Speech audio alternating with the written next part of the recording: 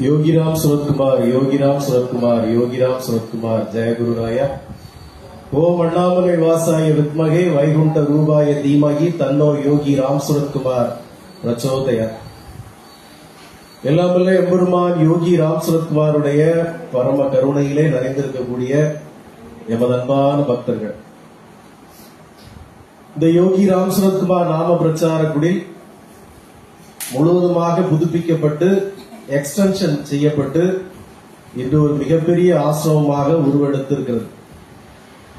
இதற்கு பல்வேறு பக்தர்கள் சிறு சிறு உதவிகளும் செய்திருக்கிறார்கள். அவர்கள் எல்லோருக்கும் பகவான் எல்லாமல்ல எம்பெருமான் யோகி ராம் சுரத்குமார் எல்லா வளமும் நலமும் அருள வேண்டும்.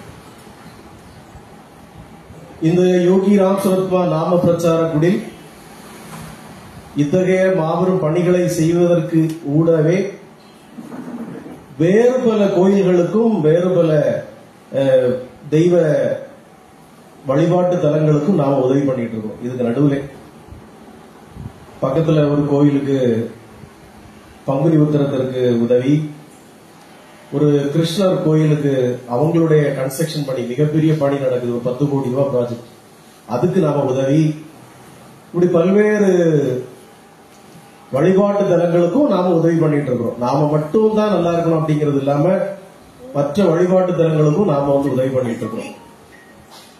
இந்த சூழ்நிலையில எல்லாமல்ல எம்பெருமான் யோகி ராம் சுரத்குமாருக்கு பிரியப்பட்ட ஒரு குழந்தை,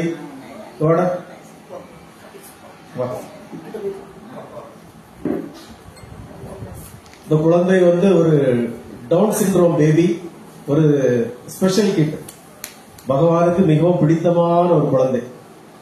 இந்த குழந்தைக்கு பேச முடியாம இருந்தது. இந்த நாக்குக்கு அடியில ஒரு கனெக்ஷன் இருந்தது. இப்போ ஒரு சின்ன சர்ஜரி பண்ணி அவனுக்கு அதையும் நம்ம கிளியர் பண்ணி நம்ம யோகி ராம் சுரத்குமார் நாம பிரச்சார குடியின் சார்பாக இருக்கார். அவனுக்கு அந்த சர்ஜரியும் நாம பகவான் பேரால அதை அவனுக்கு இலவசமாக பண்ணி அந்த குழந்தை நல்லா வரணுங்கிறதுனால நாம நம்முடைய யோகி ராம் சுரத்குமார் நாம பிரச்சார குடியின் சார்பாக அந்த குழந்தைக்கு நாம இலவசமாகவே அதை பண்ணி விட்டுருக்கோம், ஒரு சேவையாக. ஏன்னா அவன் பகவானுக்கு மிகவும் விருப்பப்பட்ட ஒரு குழந்தை. அதனால அவனுக்கு இங்க வந்த பிறகு இன்னும் நல்லா இருக்கிறான். இங்க வந்த பிறகு அவனுடைய குணம் நடவடிக்கைகள் எல்லாம் ரொம்ப பவ்யமா நல்ல நாமம் சொல்றது, பகவானுக்கு அபிஷேகம் பண்றது, அந்த மாதிரி பகவானுக்கு மிகவும் நெருக்கமான ஒரு விருப்பப்பட்ட ஒரு குழந்தையாக அவன் இருப்பதால அவனுக்கு இந்த யோகி ராம் சுரத்குமார் நாம பிரச்சாரத்தின் சார்பாக நம்ம அந்த சேவை செய்வோம். அப்ப இந்த யோகி ராம் சுரத்குமார் நாம பிரச்சார குடிங்கிறது சேவைகளை மனதில் கொண்டு பகவானுடைய நாமத்தை எல்லோருக்கும் கொண்டு சேர்ப்பது, பகவானுடைய திருவடிகளுக்கு நாம் சேவை செய்வது என்பதையே மனதில் கொண்டு முழுக்க முழுக்க அதே எண்ணத்தில் கொண்டு நாம் செயல்பட்டு வருகிறோம். எல்லோருக்கும் அன்னதானம், சாப்பாடு, உதவிகள், அதுபோல பல பல இதைகளை நாம் செய்துட்டு இருக்கோம். பல பக்தர்கள் பல்வேறு ஊர்கள்ல இருந்து மெடிக்கல் அட்வைஸ் கேட்பாங்க, இதுக்கு என்ன பண்ணலாம், இதுக்கு என்ன பண்ணலாம், இதுக்கு என்ன பண்ணலாம். அதையும் நாம ஒரு ஆலோசனை அவங்களுக்கு ட்ரீட்மெண்ட் சொல்லிட்டு இருக்கோம். இது தவிர்த்து பல்வேறு இடங்கள்ல இருந்து வரக்கூடிய பிரார்த்தனைகளை நாம பிரார்த்தனை செய்து பல்வேறு பக்தர்களுக்கு சிறப்பாக நடைபெற்றுக் கொண்டிருக்கிறது. வெளியூர்ல இருந்து ஒரு அம்மா ஒரு மிகப்பெரிய பிரச்சனைக்காக நம்மகிட்ட பேசியிருந்தாங்க, மகளுடைய வாழ்க்கைக்காக. நாம அதை வச்சு பகவான் பிரார்த்தனை பண்ணி இந்த ஜூன் மாசத்துக்குள்ள உங்களுக்கு நல்ல மாற்றம் வரும், அவங்க மகளுக்கும் மருமகனுக்கும் ஒரு நல்ல ஒரு முன்னேற்றம், உறவில் நல்ல ஒரு முன்னேற்றம் வரும், கவலைப்படாதீங்க, பகவான் அதை காத்தருள்வான்னு சொன்னோம். நேத்து அவங்க போன் பண்ணி, ஐயா நீங்க சொன்ன மாதிரி, குருஜி நீங்க சொன்ன மாதிரி என் மகளும் மருமகனும் இப்ப கொஞ்சம் அன்னோன்யமா இருக்கிறாங்க. மகளுக்கு பாஸ்போர்ட் எடுக்கிறதுக்காக, பேரனுக்கு பாஸ்போர்ட் எடுக்கிறதுக்காக மருமகன் டீடைல்ஸ் எல்லாம் கேட்டிருக்காரு. இது ரொம்ப அதிசயம், ரொம்ப அற்புதமா இருக்கு. இத்தனை வருஷமா அப்படி இல்ல, உங்ககிட்ட சொன்ன பிறகு இப்போ ரொம்ப மாற்றமா நடந்திருக்கு, எங்களுக்கு ரொம்ப சந்தோஷமா இருக்கு, இன்னும் நிறைய மாற்றம் எங்களுக்கு முன்னேற்றம் வரணும் அப்படின்னு கேட்டிருக்காங்க. இதை போல பல்வேறு பக்தர்களுக்கும் எல்லாமல்ல எம்பெருமான் யோகி ராம் சுரத்குமார் இந்த யோகி ராம் சுரத்குமார் நாம பிரச்சார குடியின் சார்பிலே எல்லோருக்கும் அருள் வழங்கி கொண்டிருக்கிறார். இந்த நேரத்துல நாம சொல்லிக்க விரும்புறது, நாமெல்லாம் நினைச்சிட்டு இருக்கிறோம் நாம பகவானுக்கு மிகப்பெரிய சேவைகளை நாம செய்துட்டு இருக்கிறோம். சனிக்கிழமைனா நம்மளால முடிந்த அளவுக்கு போய் உட்கார்ந்து நாமும் சொல்றோம். சனிக்கிழமைனா குருஜி சொன்ன மாதிரி நம்ம போய் பாத பூஜைகளை கலந்துக்கிறோம். சனிக்கிழமை வந்துடுறோம், எவ்வளவு சிக்கல்கள் நடுவில் வந்துடுறோம். பகவானுக்கு நாம மிகப்பெரிய சேவைகளை செய்துட்டு இருக்கிறோம், நாம எல்லாம் நினைக்கிறோம், அப்படிதானே? ஆனா நாம செய்யறதெல்லாம் 0.1% கூட கிடையாதுன்னு நம்முடைய புராணங்கள் சொல்லு. நான் சொல்லுங்க, நாம இப்ப செய்யிட்டு இருக்கக்கூடிய சேவைகள் எல்லாம் 0.1% கூட கிடையாது. அப்படின்னு நாம எதற்காக சேவைகள் செய்கிறோம்? பகவானுக்கு. ஏன் சனிக்கிழமை மறக்காம வந்து செய்யணும்னு ஒரு கட்டாயத்தின் பேர்ல வந்து ஏன் செய்யறோம்? பகவானே என் மகன் நல்லா இருக்கணும், பகவானே என் மகனுக்கு அந்த இது வேலை கிடைக்கணும், என் மகளுக்கு இது மாதிரி நடக்கணும், என் வீட்டுல அந்த பொண்ணுக்கு குழந்தை பிறக்கணும், எங்க நிறைய நிறைய கோரிக்கைகள். எங்களுக்கு வீடு வாங்கணும், கார் வாங்கணும், தோட்டம் வாங்கணும், தொழில் நடக்கணும், வேலை கிடைக்கணும், நிறைய பிரார்த்தனைகள், கோரிக்கைகள். அந்த கோரிக்கைகளுக்காக பகவானுக்கு நாம சேவைகள் செய்யணும். ஆனா புராணங்கள் என்ன சொல்லுது? செய்யலாம், இதெல்லாம் தப்பு இல்லை. 3 விதமான சேவைகளை சொல்லு. ஒன்று பிரார்த்தனைகளை வைத்து சேவைகள், இன்னொன்று மோட்சத்தை மட்டுமே வேண்டி பிரார்த்தனை, ஒன்று உன்னுடைய சேவை மட்டும்தான் எனக்கு, அதுக்கு மேல் நீ என்ன செய்வியோ செய்துக்கோ அப்படிங்கிற மாதிரி ஒரு பிரார்த்தனை. இந்த மாதிரி 3 விதமான பிரார்த்தனைகளை வேத நம்முடைய புராணங்கள் சொல்லுது. நாம நினைச்சிட்டு இருக்கோம் இல்லையா, நாம வந்து மிகப்பெரிய சேவைகளை பகவானுக்கு செய்யறோம், இதை விட நம்ம என்ன செய்ய முடியும்? ஆனா பகவான் நமக்கு செவி சாய்க்கலையே, பகவான் நமக்கு அருள் வழங்கலையே, பகவான் இன்னும் கண்ணு திறந்து நம்மளை பார்க்கலையே அப்படின்னு நம்ம நினைக்கிறோம்ல. ஆனா நம்முடைய வேதங்கள்ல என்ன சொல்லிருக்குன்னா, இதெல்லாம் ஒண்ணுமே கிடையாது. ஏன்னா வேதங்கள்ல வேத புருஷர்கள், இதிகாச புருஷர்கள், அவங்க எல்லாம் செய்திருக்கக்கூடிய பகவானுடைய சேவைகளை பாத்தீங்கன்னா நீங்க வந்து பிரமிச்சு போயிடுவீங்க. அப்படி ஒவ்வொருத்தர் சேவைகள் பண்ணிருக்காங்க. இப்போ நீங்க நினைச்சு பாருங்க, உங்களுக்கு ஒரு வேண்டுதல்கள் இருக்கு. என்ன வேண்டுதல்கள் இருக்கு? ஆம்பளைங்களா இருந்தா தொழில் நல்லா நடக்கணும், கடன்கள்லாம் இல்லாம போகணும், வருமானம் நல்ல வருமானம் வரணும். அம்மா அப்பாக்களுக்கு என்ன இருக்கும்? என் பிள்ளை நல்லா படிக்கணும், என் பையன் நல்லா படிக்கணும், நல்ல வேலை வெட்டிக்கு போகணும், கல்யாணம் நடக்கணும், அவங்களுக்கு குழந்தைகள் பிறணும், இருக்கும்ல. எல்லாருக்கும் வேண்டுதல்கள் இருக்கு. இத்தகைய இதே வேண்டுதல்களை ஆதி காலத்துல நம்முடைய வேதங்கள்ல புராணங்கள்ல எல்லாம் எப்படி வாங்கியிருக்காங்க? ராவணன் எல்லாம் என்ன பண்ணா? ராவணன் என்ன பண்ணா? கும்பகர்ணன் என்ன பண்ணா? கிரண்யகசிப்பு என்ன பண்ணா? அவெல்லாம் எப்படி இந்த வரங்கள்லாம் வாங்கினா? தவம் புரிந்து வாங்கினா. 14 ஆண்டுகள், 25 ஆண்டுகள், 40 ஆண்டுகள் கடும் கானகத்துல போய் ஒத்தை காலில் நின்று தவம் புரிந்து, அன்னம் தண்ணி இல்லாம மூச்சை மட்டுமே உணவாக சுவாசித்து இறைவனை நோக்கி கடும் தவம் புரிந்து வாங்க. குடும்பம் இல்லாம, நாடு இல்லாம, வீடு இல்லாம, குழந்தை குட்டிகள் இல்லாம காட்டுல போய் தவம் இருந்து வாங்க. நாம அப்படியே இருக்கோம். எல்லா வேலையும் போக மீதி நேரம் தான் ஜவஹர்லால் யோகிராம் சிவகுமார் ராமபுர சார் முடியும் போயிட்டு இருப்பான். போவெல்லாம் இந்த ஆள் வேற போய் தலையா காட்டிட்டு வரும் போ. அதுல இருந்து நிறைய பேர் இப்ப காணவே இல்லை. ஒரு ஆளுக்கு ஆட்டம் போட போயிருக்கு, ஒரு ஆள் அங்க போயிருக்கு, ஒரு ஆள் இங்க போயிருக்கு. ஆளாளுக்கு ஒரு வேலை, 1000 வேலை. எங்களுக்கு 1000 சோழி கிடக்கு பிரிச்சு. இதெல்லாம் விட்டுக்கிட்டு நாங்க வரணும்னு அடுத்த வாரம் பார்ப்போம், முடிஞ்சா வரோம். இப்படி எல்லா வேலையும் போக, தின்னது உறங்குறது தூர்னது போக மீதி நேரம் இருந்தா அங்க வரும், அந்த பக்கமா வரும். ஆமா, இது சேவையே இல்லை. இது சேவை இல்லை. எல்லாம் போக வயிற்றுக்கு தின்னு நல்லா தூங்கி முடிச்சு எழும்பி அதுக்கப்புறம் கொஞ்சம் பொழுது 2 மணி நேரம் வேணா போய் தலை காட்டிட்டு வருவோம். போகலன்னா கம்ப்ளைண்ட் வேண்டாம், எதுக்கு போய் தலை காட்டிட்டு வருவோமேன்னு வர்றது. இது சேவையே இல்லைன்னு சொல்லுது. ராமாயணத்துல வாலி சுக்ரீவன் 2 பேரும் இருந்தாங்க இல்லையா? வாலி சுக்ரீவன் யாரு? அண்ணன் தம்பிங்க. அண்ணன் தம்பி தானே? யார் அண்ணன் யார் தம்பி? வாலி அண்ணன், சுக்ரீவன் தம்பி. இந்த 2 பேரும் மிகப்பெரிய பக்தர்கள். பக்தி இல்லாம அவங்களுக்கு அவ்வளவு பெரிய வீரமும் செயலாற்றல் கிடைக்குமா? கிடைக்காது. புராணத்துல நாம அன்னைக்கு பேசிட்டு இருக்கிறோம் இல்லையா, மகாபாரதத்துல, ராமாயணத்துல, வேதங்களை நாம பேசுறவங்க எல்லாருமே எப்படிப்பட்டவங்க? கடும் பக்தியில உள்ளவங்க, இன்க்ளூடிங் ராவணன். ராமன் மட்டும் பெரிய பக்திமான் இல்ல, ஹனுமான் மட்டும் பக்திமான் இல்ல, ராவணனும் பக்திமான் தான். ராவணன் கடும் சிவபக்தர், படிக்கிறோம் இல்லையா? அப்போ இந்த வேத நாயகர்கள் எல்லாருமே கடும் பக்திமானா இருந்ததுனால தான் வேதத்துல இடம் பிடிச்சாங்க. இல்லாம சும்மா வர முடியாது. விபீஷணன்ல தொடங்கி கும்பகர்ணன்ல தொடங்கி எல்லாருமே பக்தர்கள் தான். மகாபாரதம் எடுத்துக்கிட்டு துரியோதனன் பெரிய பக்தன். ஆனா என்ன வித்தியாசம்? அடக்கமின்மை. பக்தி இருக்கு, எல்லா பக்தியும் இருக்கு, ஆனா மன கட்டுப்பாடு கிடையாது, அடக்கம் கிடையாது, ஒழுக்கம் கிடையாது. இதுதான் இதிகாச புருஷர்களுக்கும் இந்த அரக்க புருஷர்களுக்கும் உள்ள வித்தியாசம். புரியுதுல்ல? இந்த விபீஷணன், ராமன், லட்சுமணன், ஆஞ்சநேயர்லாம் ஒரு விதமான பக்தி. ஆனா அந்த ராவணன் குரூப் எல்லாம் வேற விதமான பக்தி. அவங்களுக்கு எப்பவுமே நான் ஜெயிக்கணும், அந்த நாட்டை பிடிக்கணும், இந்த நாட்டை பிடிக்கணும், அரண்மனை கட்டணும், இன்னும் 10 பொண்ணு கட்டணும், அப்படிதான் அவங்களுக்கு ஆசை. அந்த வேண்டுதல்கள் கூட கூடிய பக்தி. எனக்கு அது கிடைக்கணும், எனக்கு இது கிடைக்கணும், பெரும் செல்வம் கிடைக்கணும், இந்திரலோகத்தை பிடிக்கணும். ராவணன் ஆசைப்பட்டான். இந்திரலோகத்தில் இருக்க எல்லா தேவர்களையும் கொண்டு எனக்கு சேவை செய்ய வைக்கணும், இந்திரனை கட்டி போடணும், எல்லா லோகத்தையும் 7 லோகத்தையும் நம்ம கட்டி பிடிக்கணும்னு ஆசை. ஆனா ஆஞ்சநேயருக்கு அந்த ஆசை இருந்ததா? இல்ல ராமருக்கு அப்படி இருந்ததா? லட்சுமணனுக்கு அப்படி இருந்ததா? யாருக்கு அப்படி இருந்தது? இல்ல. அப்போ அந்த பக்தியில பல விதம் இருக்கு, நீங்க புரிஞ்சுக்கணும். பக்தி தான், எல்லாம் பக்தி தான். வாலி எப்படிப்பட்ட பக்திமானா? வாலி மிகப்பெரிய பக்திமான் தான், இல்லன்னு கிடையாது. ஆனா அவன் எப்படிப்பட்ட பக்திமான்ங்கிறத நம்முடைய ராமாயணம் சொல்லுது. வாலி 3 வேளை சால கிராமத்துக்கு பூஜை பண்ணுவான். தினமும் 3 வேளை சால கிராமத்துக்கு பூஜை பண்ணுவோம். சால கிராமம் என்னது? யாருக்கும் சரி நாங்க இருக்கு, நம்ம வச்சு வளர்க்கிறோம். எல்லாமல்ல எம்பெருமான் யோகிராம் சிவகுமார் பக்கத்திலே சால கிராமம் இருக்கு. அதை நம்ம தனியா ஒரு கருங்காலி பெட்டியில வெல்வெட் பட்டு துணி போட்டு வச்சிருக்கோம். அதை டெய்லி துளசி வச்சு நாம வணங்குறோம். யோகிராம் சிவகுமார் நாம பிரச்சார குடியில. இந்த வாலி சுக்ரீவன் காலத்துல அவன் எப்படி வணங்குவானா, அவன்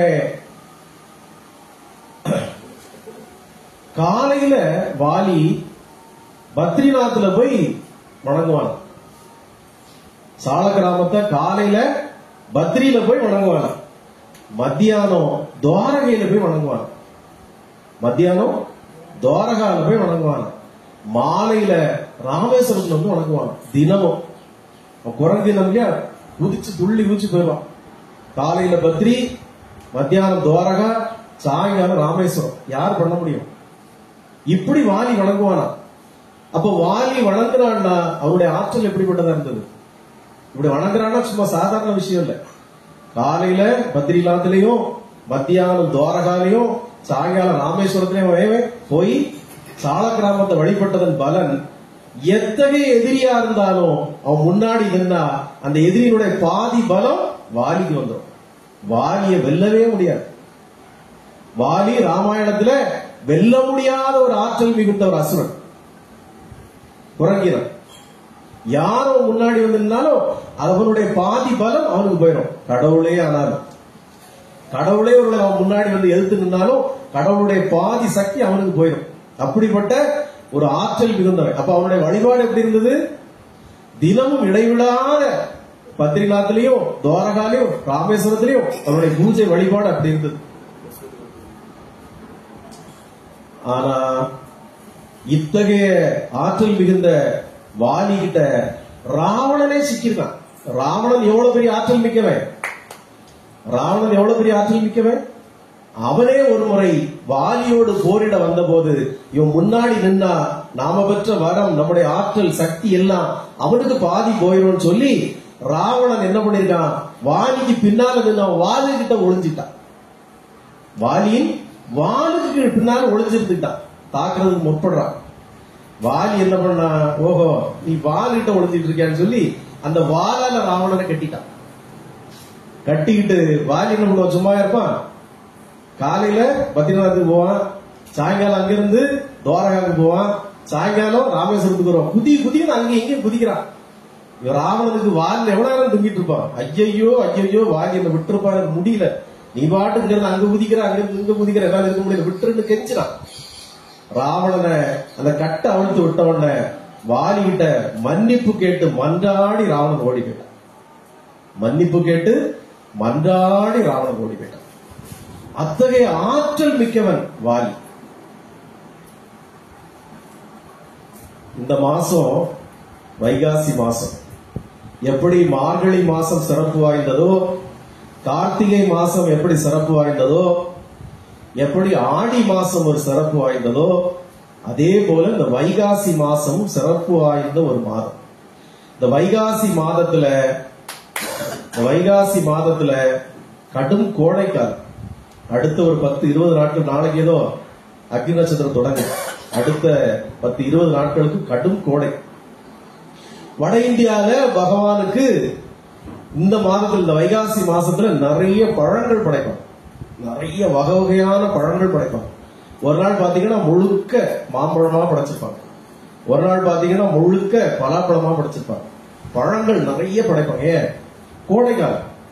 இது தவிர பெரிய விசிறிகள், கை காத்துல ஆடக்கூடிய விசிறிகள் அங்க போட்டிருப்பாங்க. பகவானுக்கு விசிறிக்கிட்டே இருப்பாங்க. கோவில் நடையெல்லாம் அடைக்கிறதுக்கு முன்னாடி, இறுதி பூஜைக்கு முன்னாடி பகவானுக்கு நல்ல சந்தனத்தால முழுக்க, அவர் திருமேனி முழுக்க காப்பு கட்டி சந்தனத்தால பொதிஞ்சு வச்சிருப்பாங்க. ஏன்? கடும் கோடை, உஷ்ணம். நாம கூட எல்லாமே எம்பெருமான் யோகி ராம் சுரத்குமாருடைய திருமேனிக்கும் அவருடைய திருப்பாதத்திற்கும் முழுக்க சந்தனத்தால நாம பொதிஞ்சு வச்சிருக்கோம். அடுத்த அபிஷேகத்துக்கு பாத பூஜைக்கு எடுக்கிற வரைக்கும் பகவானுக்கு குழு குழு குழு குழு குழுமையா இருக்கணும். இப்படி வட இந்தியால அவங்களுடைய பக்தி அதீதம். நாமளும் எல்லாமே எம்பெருமான் யோகி ராம் சுரத்குமாருக்கு இதே போன்ற சந்தனத்தால் அவருக்கு முழுக்க திருமேனி முழுக்க பொதிந்து, அவருடைய திரு பாதங்களுக்கும் சந்தனத்தால் பொதிந்து வைத்திருக்கிறோம். அடுத்த பூஜை வரைக்கும் அந்த இது அப்படியே இருக்கும். அப்போ பகவானுக்கு சேவை செய்யறதுக்கு இந்த மாதம் ஒரு மிகப்பெரிய வாய்ப்பு கிடைக்கிற மாதம். நீங்க எல்லாருக்கும் பகவானுக்கு சேவை செய்யற வாய்ப்பு கிடைச்சிடாது, அதை நீங்க புரிஞ்சுக்கணும். உங்களை ஏதோ நம்ம கம்பல் பண்ணி கூப்பிடுறோம், இவங்க வந்து கூப்பிடுறாரே அப்படின்னு சொல்லி வரக்கூடாது.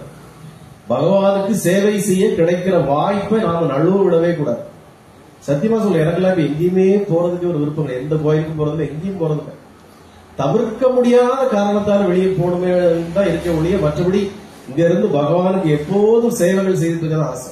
ஏன்னா இந்த ஜென்மத்துல பகவான் நமக்கு இந்த பணியை தந்திருக்காரு. இது எப்பிறப்பிலும் கிடைக்காத ஒரு பணி. இப்ப நிறைய பேர் சொல்லுவாங்க, குறிச்சி நான் வீட்டுல இருந்து நானும் சொல்லிட்டு தான் இருக்கேன், குறிச்சி இங்க வரலன்னா வீட்டுல இருந்து நானும் சொல்லிட்டு தான் இருக்கேன். வீட்டுல இருக்க பிள்ளையாருக்கு விளக்கு கொடுத்து வைப்பேன், பத்தி கொடுத்து வைப்பேன், வீட்டுல நான் செய்துட்டு தான் இருக்கேன் சார். அது கிடையாது. பகவானின் பக்கத்தில் இருந்து பணிவிடைகள் செய்வதுதான் இது மிகப்பெரிய பாக்கியம்.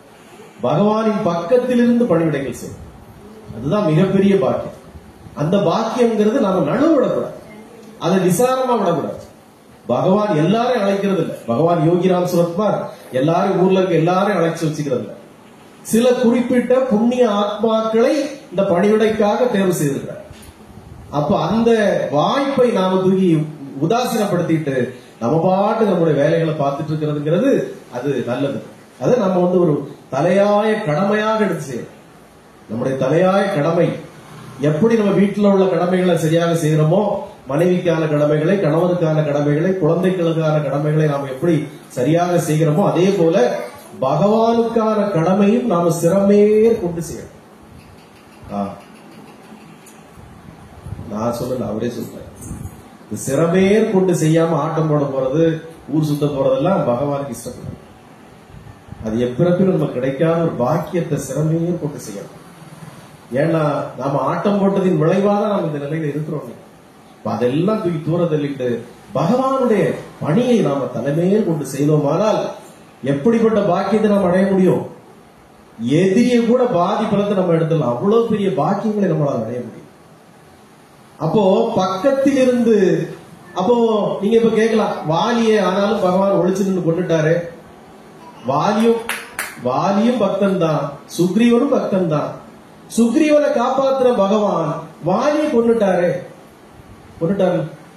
அப்ப என்ன பக்தி இது? என்ன பக்தி? ரெண்டு பேருக்குள்ள பக்தியில என்ன வித்தியாசம்?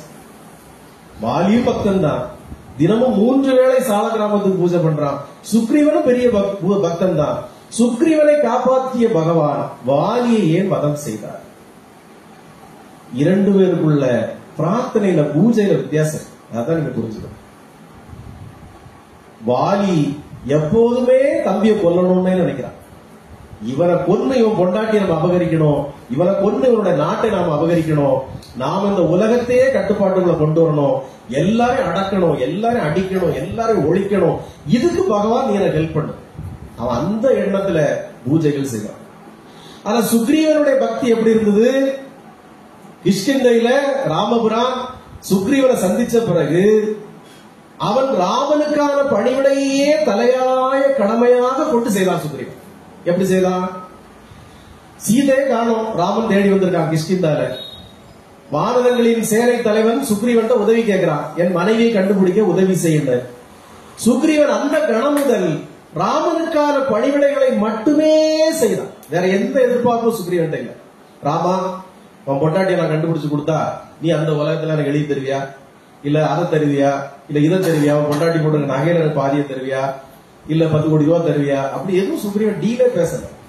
சில பக்தர்கள் நம்மகிட்ட அப்படிதான் பேசுவாங்க, குருஜி இந்த காரியம் மட்டும் நடந்துட்டா வாய முடியாது. இன்னும் பகவான் புரோக்கர் மாதிரியும் இந்த இடத்த மட்டும் முடிச்சு கொடுத்தீங்கன்னா 2% கமிஷன் தருவேங்கிற மாதிரி வைத்தியக்கார பையன். நான் அதெல்லாம் தயவுசு பேசாதீங்க, போயிருங்க. அப்படி அவரு நீ டீல் பேசுற அளவுக்கு வச்சிருக்காரே போல, அதுக்கே நீ பாதுகாப்பு நன்றி சொல்லணும். அதெல்லாம் விட்டுட்டு அப்படி சொன்னதால ஒரு வெளிநாட்டு பக்தர் ஓடி விட்டார். வெளிநாட்டுல இருந்து மறுக்கிட்டு பிளைட் ஏறி வந்தார். வந்துட்டு அதே டீல் தான் பேசுறாரு. இது மட்டும் நடந்துட்டா நான் என்ன செய்வேன்னு எனக்கே தெரியாது. சரி ஏதாவது செய்யணும், உனக்கே நீ செய்து ஓடி போயிருப்பீங்க. நம்ம பணம் காசுக்கு ஆசைப்பட்டு பக்தர்களை வரவேற்கிறதோ வாமல்கம் பண்றதும் கிடையாது.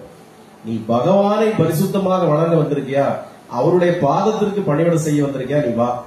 இல்லாம இந்த டீல் பேசுறது, அவர் மட்டும் செய்துட்டா ஆமா இவர் பிளிச்சு தள்ளிடுவார், புடிங்க தள்ளிடுவார், போய முடியாது. அதனால ஒரு வெளிநாட்டு பக்தர் ஓடியே விட்டார். என்ன இவர் இப்படி பேசுறாரு அப்படின்னு. இப்படிதான் நம்ம பேசணும். நீ மாட மாளிகை கட்டி தந்தால் நமக்கு தேவையில்லை. பகவான் பரிபூர்ணமா இருக்கார். அவர்கிட்ட எப்படி உன்னுடைய தேவைகளை கேட்டு பெறுவதுங்கிறது அது ஒரு மிகப்பெரிய வித்தை. அந்த வித்தை தெரியாம எதுக்கு வரணும், தேவையில்லை. பரிபூர்ணமான பரிசுத்தமான பக்தர்கள் தான் நமக்கு வேணும். அப்ப சுக்ரீவன் ராமன் வந்த பிறகு ராமனுக்கான பணிவிடைகளை மட்டுமே செய்தான். எப்படி? 4 திசைகளிலும் வானர சேனைகளை அனுப்பினான். ஒரு குரூப்பை கிழக்கப்போ, ஒரு குரூப்பை மேக்கப்போ, ஒரு குரூப்பை வடக்கப்போ, ஒரு குரூப்பை தெக்கப்போ, எல்லாரும் எங்க போவீங்களோ தெரியாது, சீதையை கண்டுபிடித்து என்னிடம் தகவல் சொல்லணும், இல்லைன்னா கொண்டு போடுவேன் அப்படின்னா. ஒவ்வொரு வானர சேனைகளும் ஒவ்வொரு திசையை நோக்கி போகுது. தெற்கு நோக்கி போனது யாரு? தெற்கு நோக்கி போனது யாரு? ஆஞ்சநேயர் தலைமையில் ஒரு குரூப் போச்சு. மற்ற 3 திசைகளிலும் போன வானர சேனைகளாம் திரும்ப வந்துட்டு, ஐயா மகாராஜா, சுக்ரீவ மகாராஜா எங்க போய் கண்டுபிடிக்க முடியல. தெற்கே போனவர்கள் வரல. சுக்ரீவன் வெயிட் பண்றான். சரி தெற்க போனது வரட்டும் பார்ப்போம் எப்படி. அப்போ அங்கதான் சீதா பிராட்டி கண்டுபிடிக்கப்பட்ட. இலங்கைங்கிற மகா சமுத்திரத்துக்குள்ள இருந்த ஒரு தீவுல சீத்தை கண்டுபிடிக்கப்பட்டார். அப்ப சுக்ரீவன் முழுமூச்சாக பகவானுக்கான சேவைகளையே செய்தார். இப்போ ஸ்ரீல பிரபுபாதான்னு ஒருத்தர், அவர் தான் இந்த உலகத்தில் இஸ்கான் நிறுவியவர். நான் சொல்லியிருக்கேன், ஹரே ராமா ஹரே கிருஷ்ணா இயக்கத்தை நிறுவியவர். அவர் அமெரிக்காவுக்கு போறார். பகவானுடைய நாமத்தை பரப்புவதற்காக போறார். 1960கள் 70களுக்குள்ள போறார். 60களில் போறார். அமெரிக்காவுக்கு அவர் சரக்கு கப்பல்ல இடம் கிடைத்து போச்சுல, கப்பல்ல யாருன்னா 2வது நாளே ஹார்ட் அட்டாக் வந்துச்சு. கப்பல்ல 1960களில் சரக்கு கப்பல்ல, பேசஞ்சர் கப்பல் கூட கிடையாது, பயணிகள் போற கப்பல் கிடையாது, பெரிய பெரிய கண்டெய்னர் போற ஷிப்ல போறப்போ முதல் நாளே ஹார்ட் அட்டாக் வருது. இதே அடைப்பு வருது. கப்பல்ல இருக்கிற கேப்டன் ஓடி வந்து அவர் ஐயோ காப்பாத்துறாங்க. சரி கொஞ்சம் தேறி எடுத்து தண்ணி எல்லாம் குடிச்சு அன்னைக்கு நைட்டு கொஞ்சம் கஷ்டப்பட்டு சிரமப்பட்டு தூங்குறாரு. நீ நினைச்சு பாருங்க, அன்னைக்கு 1960களில் என்ன வைத்தியம் இருந்திருக்கும், என்ன மருந்து இருந்திருக்கும். அந்த வலியை பொறுத்துக்கிட்டு பகவான் காப்பாத்திட்டாரு இருக்கிறாரு. அடுத்த நாள் மீண்டும் ஹார்ட் அட்டாக் வருது. 2வது நாள் திரும்ப ஹார்ட் அட்டாக் வருது. அப்போ ஸ்ரீலா பிரபுபாதா எல்லாமல்ல எம்பெருமான் ஸ்ரீ கிருஷ்ண பரமாத்மாவுக்கு ஒரு கவிதை எழுதுகிறார். பகவானே நான் உல்லாச பயணமோ உற்சாக பயணமோ நான் போகல அமெரிக்காவுக்கு. எல்லாமல்ல எம்பெருமானாகிய கருணாமூர்த்தியாகிய ஸ்ரீ கிருஷ்ண பரமாத்மாவாகிய உமது நாமத்தை இந்த பார்முழுக்க உள்ள எல்லா பாமரர்களுக்கும் கொண்டு சேர்க்கும் பணியை நான் செய்ய போகிறேன். என்னுடைய சொந்த பயணத்திற்காக நான் போகவில்லை. இந்த பணியை செய்வதற்கு, இந்த பாமரும் திருப்பணியை செய்வதற்காக நான் போகிறேன். உமது கையில் நான் ஒரு சிறு கருவி. இந்த கருவியை நீர் என்ன செய்து விளையாட வேண்டுமோ செய்து கொள்ளுங்க, எனக்கு ஒரு பிரச்சனையும் இல்லை என்று தன்னை, தன் உடம்பை, தன் உயிரை, தன் ஆன்மாவை பகவானின் கைகளில் அர்ப்பணித்தார். இங்க நல்லா பார்த்து 2 முறை ஹார்ட் அட்டாக். பகவானுக்கு எப்படி ஒரு எழுதுறாரு, எல்லாமே உனக்கு சொந்தம். நான் உன்னுடைய நாமத்தை பிரச்சாரம் பண்ண நான் வெளிநாட்டுக்கு போயிட்டு இருக்கேன், வேற ஒண்ணுக்கும் போகல. இந்த உடம்பு, இந்த உயிர், இந்த ஆன்மா எல்லாம் உமது திருவடிகளுக்கு உமக்கு சொந்தம். உமது கைகளில் நான் சிறு கருவி, சிறு பொம்மை. என்னை நீர் என்ன செய்யணுமோ செய்துக்கோ, எனக்கு ஒன்றும் பிரச்சனை இல்லை. கொல்லணுமா கொல்லுமோ. ஆனால் கிருஷ்ண பரமாத்மா என்ன பண்ணாரு? அந்த கணப்பொழுதை மாற்றி அவரை காப்பாற்றி இன்று உலகம் முழுக்க 800களுக்கு மேலான ஆலயங்கள் அமைந்திருக்கின்றன. இந்த உலகம் முழுக்க பல கோடி ஜனங்கள் ஹரே ராமா ஹரே கிருஷ்ணா என்கிற நாமத்தை பாடுகிறது. அப்ப அவ்வளவு பெரிய திருப்பணியை செய்வதற்கான ஆற்றலை பகவான் கொடுத்தார். எப்ப கொடுத்தார்? உமது கைகள்ல நான் இருக்கிற தஞ்சம், என்ன செய்யணுமோ செய்யணும். ஸ்ரீல பிரபுபாதா அமெரிக்கா போய் சேர்ந்த முதல் ஆண்டுகளுக்கு ஒரு ரிசல்ட் இல்லை. ஒரு வருடத்துக்கு அவரால் ஒண்ணுமே செய்ய முடியல. டெய்லி சமைச்சு சமைச்சு சாப்பிடுறாரு. அப்படி வெளியே போற வெள்ளக்காரங்களை போய் பாக்குறாரு. 1960கள்ல அமெரிக்கால கடவுள் நம்பிக்கை கிடையாது. அமெரிக்கால மட்டும் இல்ல, இந்தியாலே கிடையாது. அன்னைக்கெல்லாம் நீங்க சுசீந்திரம் கோயில்கள் 70கள்ல சுசீந்திரம் கோயில் போனீங்கன்னா அந்த ஆஞ்சநேயர் கிட்ட சுத்தி வர இடத்துல வவ்வால் தொங்கி கீழே அவ்வளோ வவ்வாலுடைய எச்சமா தான் இருக்கும். மனுஷன் போக முடியாது கோயில்கள். இந்த திராவிட கழகத்தினுடைய பெரிய அவங்க பார்த்த பெரிய கொடை பார்வையில கோயில்கள்ல கூட்டமே கிடையாது. அப்போ எல்லாருக்கும் தெய்வ விசுவாசம் போயிட்டு மேடைக்கு மேல இந்து தெய்வங்களை படுகேவலமா பேசுறது இந்த கூட்டம். இதை கேட்டு கேட்டு ஜனங்களும் ஒரு மாதிரி போயிட்டாங்க. கோயில்கள்ல கூட்டமே கிடையாது. அப்போ இப்போ எனக்கு தெரிஞ்ச ஒரு 10-15 ஆண்டுகளா தான் கோயில்கள்ல கூட்டம். அதுக்குன்னு எங்க கூட்டம் இருந்தது? யாரும் கொஞ்சம் பேர் போவாங்க, கூப்பிடுவாங்க, வருவாங்க. கோயில்கள்ல கூட்டமே கிடையாது. இப்பதான் இப்படி கவுண்டர் போட்டு 2000 3000 சிறப்பு தரிசனம், அந்த தரிசனம் அப்படின்னு போட்டு பிரிக்கிறாங்க 15-20 வருஷத்துக்குள்ள. அப்படி இருந்த காலகட்டம் முதல் 1 ஆண்டுகளுக்கு ஸ்ரீல பிரபுபாதா அந்த ராமனுடைய நாமத்தை, கிருஷ்ணனுடைய நாமத்தை ஒண்ணுமே செய்ய முடியல அமெரிக்கால. நாமளும் அந்த கட்டத்தில் தான் இருக்கிறோம். இங்க எவ்வளவு சொல்லி பாக்குற, யாரு கேட்கிறா? யாருக்கு அந்த பாக்கியம் இல்லை. 1 ஆண்டு நிறைவாயிடுச்சு. ஆனா எனக்கும் நம்பிக்கை இருக்கு. நாமளும் எல்லாமல் எம்பெருமானுடைய நாமத்தை, யோகி ராம் சுரத்குமாருடைய பாவத்தை போக்குகிற நாமத்தை, புண்ணியத்தை தருகின்ற நாமத்தை கொண்டு சேர்க்க முடியும். பல நூறு ஜனங்களிடம், பல ஆயிரம் ஜனங்களிடம் கொண்டு சேர்க்க முடியும் என்கிற அபார நம்பிக்கை எனக்குள் இருக்கிறது. 1 ஆண்டு தானே முடிஞ்சிருக்கு.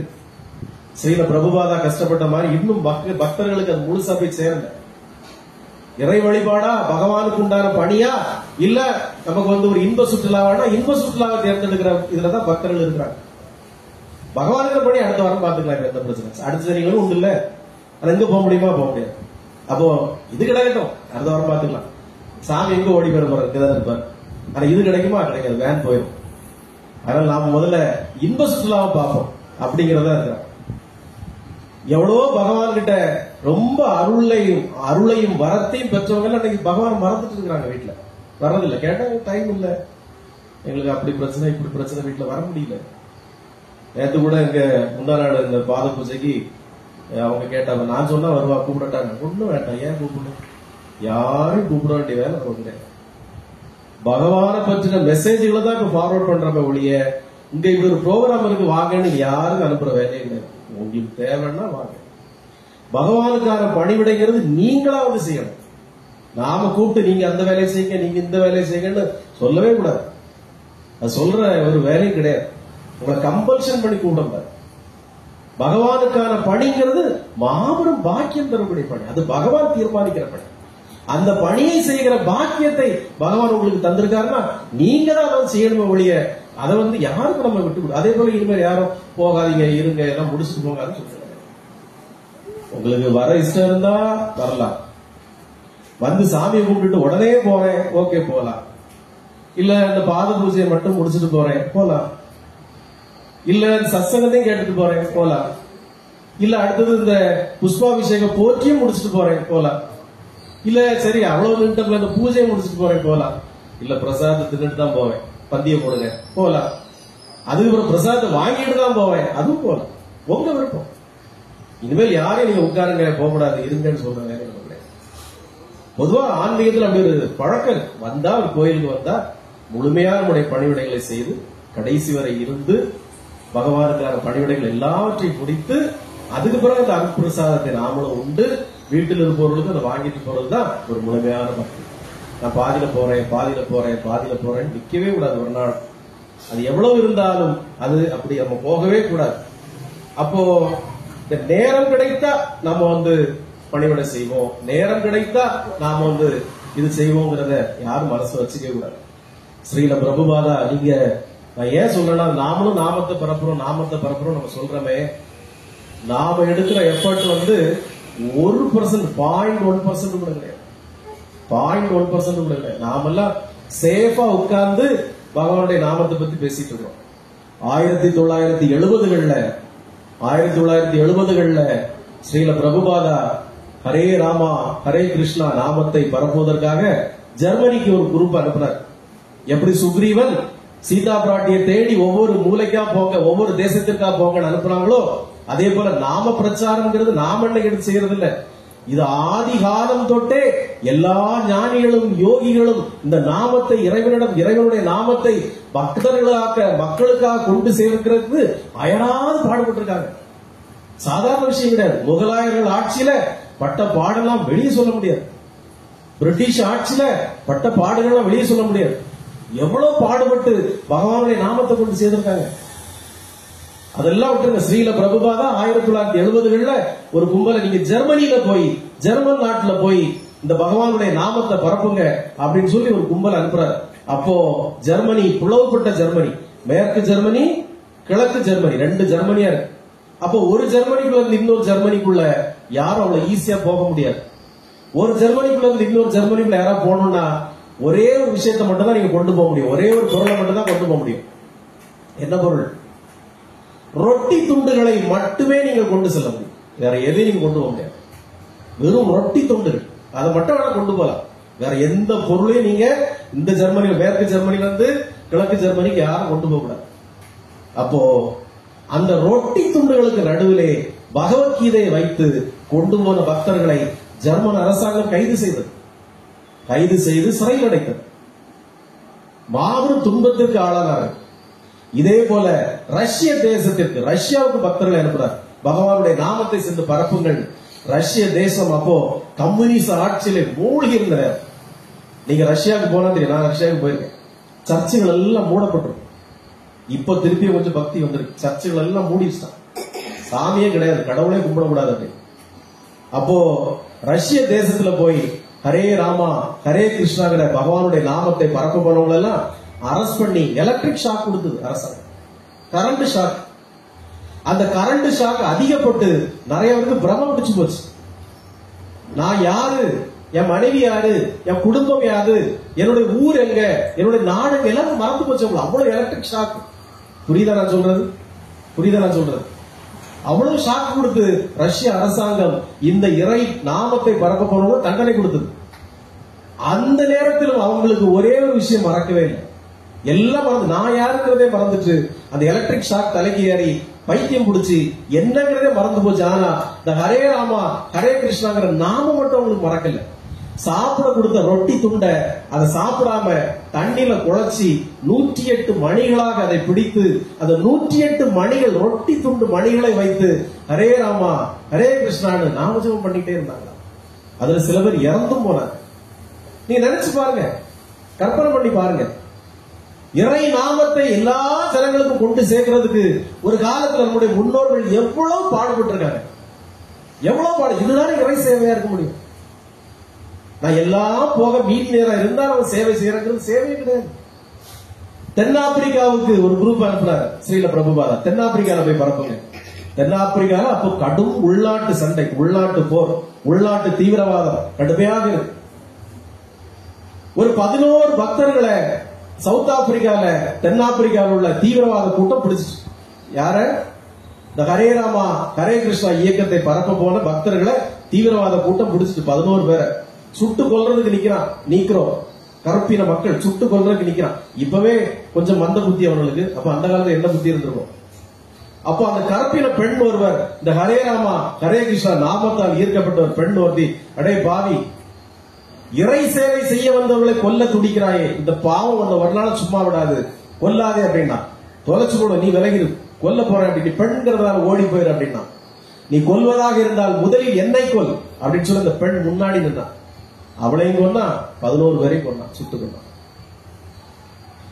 எனது அன்பான எல்லாமல்ல எம்பெருமான் யோகி ராம் சரத்குமாருடைய பக்தர்களே, பகவானுடைய நாமத்தை எல்லா ஜனங்களுக்கும் கொண்டு சேர்ப்பது என்பது இந்த பகவானுடைய திருப்பாதங்களுக்கு எல்லாரையும் வந்து பணிவிடை செய்ய வைப்பது என்பது சாதாரண விஷயம் கிடையாது. நாம இந்த ஓராண்டுகளுக்குள்ள பக்தர்கள் இப்படி இருக்கிறாங்களே, ஏன் இவங்க ஒரு இது இல்லாம இருக்கிறாங்க, ஏன் ஒரு உற்சாகம் இல்லாம இருக்கிறாங்க, நம்ம நினைச்சு வருத்தப்படுற ஒண்ணுமே இல்லை. இந்த போராட்டம் பல 100 ஆண்டுகளாக நடந்துட்டே இருக்கு.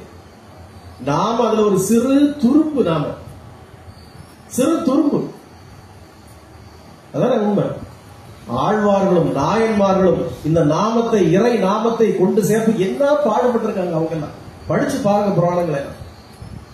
அப்போ ஒவ்வொருத்தரும் தன்னுடைய உயிரை துறந்து, குடும்பத்தை துறந்து, எல்லாம் துச்சமன மதித்து இந்த இறை சேவையை, இந்த பெரும் சேவையை செய்திருக்கிறார். நாமெல்லாம் ஒண்ணுமே கிடையாது. அப்ப இந்த கலியுகத்தின் கண்கண்ட கடவுள் எல்லாமல்ல எம்பெருமான் யோகி ராம் சுரத்குமாருடைய திருநாமத்தை ஜனங்களுக்கு கொண்டு போய் சேர்த்து அவங்களை பாவ கடலில் இருந்து, துன்ப கடலில் இருந்து மீட்டெடுப்பதுங்கிறது பெரிய புண்ணிய காரியம், பெரிய புண்ணிய காரியம். எனக்கு நிறைய ஆசை இருக்கு. எம்பெருமான் யோகி ராம் சுரத்குமார் பற்றின ஒரு முழு விவரம் அடங்கிய சின்ன கையேடு ஒரு புத்தகம் பிரிண்ட் பண்ணி, இப்படியே ஒரு பெரிய வாகனத்துல பகவானுடைய பெரிய படத்தை வச்சு அப்படியே நாம நாமத்தை பாடிட்டே ஒவ்வொரு வீடு வீடா போனோம். எல்லா ஜனங்களுக்கும் யோகி ராம் சுரத்குமாருடைய பெருமைகளை எடுத்து சொல்லணும். ஒரு மிகப்பெரிய டிராக்ல, வண்டியில பகவானுடைய விக்கிரகத்தை வச்சு ஒவ்வொரு கிராமமா, கோயில் கோயிலா, பொது இடங்கள்ல கொண்டு போய் நிறுத்தி பகவானை பத்தி ஒரு 10 நிமிஷம் 15 நிமிஷம் பேசணும். அங்க வரக்கூடிய குழந்தைகளுக்கு, ஜனங்களுக்கு எல்லாம் பகவானை பத்தின ஒரு கையேடு கொடுக்கணும். ஊர்ல ஒவ்வொரு ஊர்கள்லயும் ஏதோ சிறப்பு நிகழ்ச்சிகள் நடக்கிறப்போ ஒரு வாய்ப்பு தந்தா பகவானை பத்தி பேசணும், நாமத்தின் மகிமை பத்தி பேசணுங்கிற பல ஆவல் எனக்கு இருக்கு. இது எல்லாத்துக்கும் பொருளாதாரமும் தேவை. இப்ப நம்ம ஒரு கல்ச்சர்லாம் உங்களுக்கு தெரியும். ஏதாவது பேசுறேன்னா கோயிலுக்கு ஒரு டொனேஷன் கேட்பாங்க, கோயிலுக்கு ஏதாவது பண்ணுங்க அப்புறம் பேசுவாங்க அப்படின்னு. இப்ப பொருளாதார வசதி தேவை. ஏற்கனவே திருப்பணி செய்யறதுலே இன்னும் கடல்ல தான் குறிச்சி மூழ்கி போயிருக்காரு. நம்ம அவங்க பையன், அவனுக்கே 1 லட்சம் ரூபாய் கொடுக்கணும். அவன் இன்னும் கேட்டான், அண்ணே ஏதாவது கொஞ்சம் கிடைக்குமா, சனிக்கிழமை தம்பி இன்னைக்கு வாய்ப்பு இல்லப்பா, கையில காசு இல்ல, தரப்பா, நான் தரேன் கண்டிப்பா, பரவாயில்ல கொடுங்க, கடல்ல தான் இருக்கணும். அதை நான் பெருசா நினைக்கல. இன்னும் நிறைய செய்யணும், இன்னும் ஜனங்களுக்கு செய்யணும். இந்த நான் தான் சொல்றேன், முதல்ல இந்த நிலையிலும் பிற கோயிலுக்கு நம்ம உதவி பண்ணிட்டு இருக்கோம். இந்த பக்கத்து கோயிலுக்கு, அந்த கிருஷ்ணர் கோயிலுக்கு எல்லாம் உதவி பண்றோம். நமக்கு தேவையானு சொல்லுவோம். உங்களுக்கே தேவை, நீங்களே எடுக்கிறது பிச்சை எடுத்தாலும் பெருமாள், இந்த குடிக்கிட்டு பெருமாள் கதையா இருக்கு அப்படிமா. நமக்கு அப்படி இல்லை. எல்லாரும் நல்லா இருக்கும். எல்லா கோயில்களும் நல்லா நடக்கணும், எல்லா ஆலயங்களும் சிறப்பாக நடக்கணும். நாம மட்டும் நல்லா இருக்கணும் நம்ம நினைக்கிறேன். நம்மளோட அதிகமாக பணம் கலெக்ட் பண்ணுவாங்களா இருக்கும், இருந்தால் நம்மளால முடிஞ்ச உதவியை நம்ம செய்வோம். அங்க அந்த கிருஷ்ணர் ஆலயம் 9 கோடி ரூபாய் இதுவரைக்கும் செலவாயிருக்கு. சுசீந்திரம் பக்கத்துல பெரிய கோயிலா உருவாகிட்டு 9 கோடியில நாம கொடுக்கிற 10,000 ரூபாய் சின்ன தொகை தான். அந்த 10,000 ரூபாய்க்கு ஏதோ ஒரு 50 செங்கலோ 100 செங்கலோ வாங்கி வைப்பாங்களா இருக்கும். நமக்கு ஒரு புண்ணிய காரியம், அவ்வளவுதான். இப்ப நீங்க தரக்கூடிய சிறு சிறு காணிக்கைகள் நாம மட்டும் எடுத்துக்கிறது இல்ல.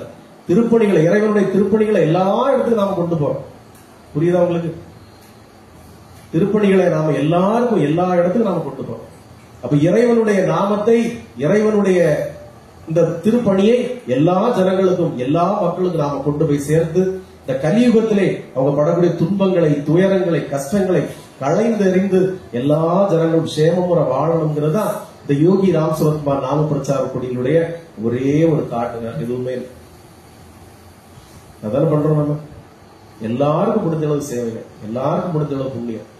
இப்போ எப்ப வந்தாலும் யாரு வந்தாலும் நான் வீட்டுல எங்கேயும் சொல்லியிருக்கேன், அம்மா ஒரு 2 பேருக்கு சாப்பாடு எப்பவும் வச்சுக்கணும். யாரோ ஒரு பாவம் வந்து கேட்டா அந்த சாப்பாடு உடனே கொடுக்கணும். என்ன இருக்கோ கொடுக்கலாம். ஒரு குழம்பு, ஒரு சாதம் இருந்தா கூட போதும். ராத்திரி வரைக்கும் பாரு யாரும் வரலையா அப்படின்னா வேற யாருக்கா கொடுத்து, நம்ம வீட்டுல வேலை செய்யறவங்க யாருக்கும் சாப்பாடு கொடுத்து தினமும் ஒரு 2 பேருக்கு 3 பேருக்கு சாப்பாடு எக்ஸ்ட்ரா கையில் இருக்கணும். எப்போ ஏதோ ஒரு 7,000 முன்ன மாதிரி இப்ப யாரும் ரொம்ப வர்றதில்லை. முன்னாடி அடிக்கடி வருவாங்க இந்த பிச்சைக்காரங்க, இப்ப யாரும் அப்படின்னா வர்றதில்லை. மக்களுடைய வாழ்வாதாரம் ரொம்ப உச்சத்துக்கு போயிடுது. யாரும் பிச்சைக்கெல்லாம் வர வீடு விட யோ வந்து வேணா போட்டு போயா, உங்க வீட்டுல வந்து கேட்க முடியாது. நான் அந்த இடத்துல வேணா உட்காந்து சௌரியம் கோயில்ட்டு உட்காந்துருக்கேன், சுசீந்திரத்துல உட்காந்துருக்கேன், ஜாமிதத்துல வந்து வேணா போட்டு போயா, அதெல்லாம் வர முடியாது, வீட்டுக்கு எல்லாம் வர முடியாது அப்படின்னு சொல்றாங்க. சரி, அந்த அளவுக்கு முன்னேறினது நமக்கு சந்தோஷம் தான். ஆகவே எல்லாமல்ல எம்பெருமான் யோகி ராம் சுரத்குமாருடைய கருணையிலே மூழ்கி இருக்கக்கூடிய பக்தர்களே, இறை சேவை என்பது இறைவன் நமக்கு அளித்த வாய்ப்பு, ஒரு பாக்கியம். அந்த இறை சேவைக்கு நாம் முன்னுரிமை கொடுக்க வேண்டும். அந்த இறை சேவை தான் நமக்கு முன்னுரிமை. சனிக்கிழமை இன்னைக்கு நம்ம பகவானுக்கு சேவைகளை செய்யணும். வாரத்துல ஒரு நாள், வாரத்துல ஒரே ஒரு நாள் அது வெறும் ஒரு 3 மணி நேரம் இல்ல ஒரு 4 மணி நேரம், அவ்வளவுதான். பாக்கியுள்ள எல்லா நாளும் வீட்டுக்கு தான் சேவை, கணவனுக்கு தான் சேவை, குழந்தைகளுக்கு தான் சேவை, பேரன் பேத்திகளுக்கு தான் சேவை, வேற ஒருத்தருக்கு சேவை இல்லை. இறைவனை வாரத்தில் ஒரு நாள் ஒரு 3 மணி நேரம் வந்து அவருக்கான திருவடி சேவைகளை செய்ய முடியவில்லை என்றால் நம்முடைய கர்ம வினைகள் பலமாக இருக்கிறது, நம்முடைய பாவ மூட்டை இன்னும் பாரம் குறையாமல் இருக்கிறது அர்த்தம். அதான் சத்தியமா சொல்றேன். இப்போ ஒரு 2 சனிக்கிழமை ஏதோ நம்ம பூஜை பண்ண முடியும், சரியா பெரிய பூஜை பண்ண முடியல, பாத பூஜை பண்ண முடியல. அந்த 2 சனிக்கிழமை காம்பன்சேட் பண்ணணும்னு நான் நினைச்சேன். அந்த பூஜையை நம்ம சிறப்பா செய்யணும். அது ஒரு பூஜை அன்னைக்கு நடந்துட்டு வேணாம், இன்னும் ஒரு வாரம் எக்ஸ்ட்ரா நம்ம பண்ணி அதை காம்பன்சேட் பண்ணணும். பகவான் ரொம்ப லேட்டா நமக்கு இந்த பாக்கியத்தை தந்திருக்காருன்னு நான் அழுதுட்டு இருக்கேன். வயசான காலத்துல சுடுகாட்டுக்கு போற காலத்துல இப்படி ஒரு பாக்கியம் தந்திருக்கிறேன், எவ்வளவு சின்ன பிராயத்துல தந்திருக்கலாம்ல இந்த வாய்ப்பை, எவ்வளவு பெரிய பெரிய சேவைகளை நாங்க செய்திருப்போமே அப்படின்னு நான் துடிக்கிறேன். இல்லாமல் எம்பெருமான் யோகி ராம் சுரத்குமார் இந்த கைகளுக்கு ஒரு மகிமையை தந்திருக்கிறார், இந்த வாயிலிருந்து வரக்கூடிய சொல்லுக்குன்னு ஒரு மகிமையை தந்திருக்கிறார், நாம மிதிக்கிற அந்த திரு பாதத்துல ஒரு மகிமையை தந்திருக்கிறார்.